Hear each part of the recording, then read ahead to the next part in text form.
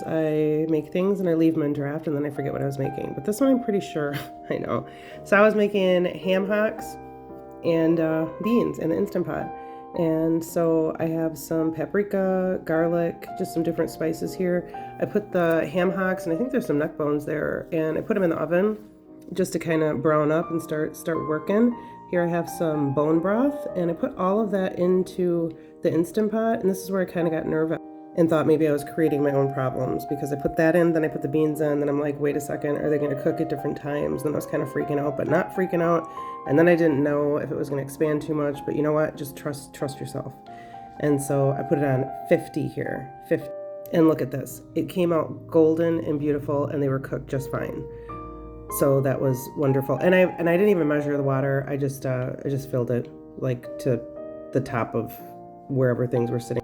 And so then I had to add a lot more spices though. I always get a little bit nervous. That was some liquid smoke. This is some garlic. This is some onion powder.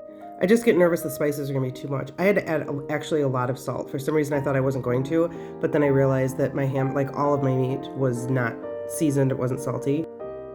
And so here I'm just taking out some bones and then I'm testing it. But seriously, when you test things, do you ever notice that when you test them, you kind of got to wait for them to cool down and then the flavors come out? Then I knew I needed more, I think it was like oregano, cumin.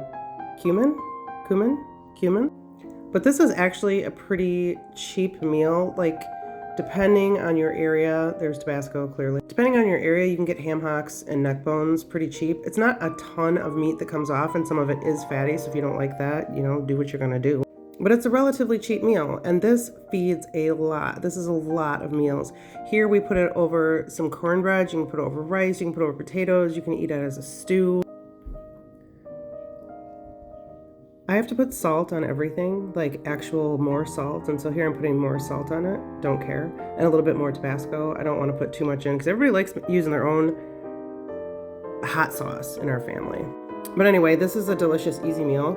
And after I made it, I think we ate it for a meal, then had some leftovers, and then I had enough that I could just freeze some up and have some later. But with the cornbread, it was delicious. So I don't always do this with neck bones. Usually I just have pork hocks and I'll just throw that in. But with Easter coming up, if you have leftover ham, use that. That's what you could do. Ham and beans, super easy. So think about that when you're making your ham. And lots of times after Easter, the ham goes on sale and you could throw that in your beans. So I actually put some pickles here. I put some chili oil on it. I gotta make some more chili oil. It was a yummy, yummy dinner.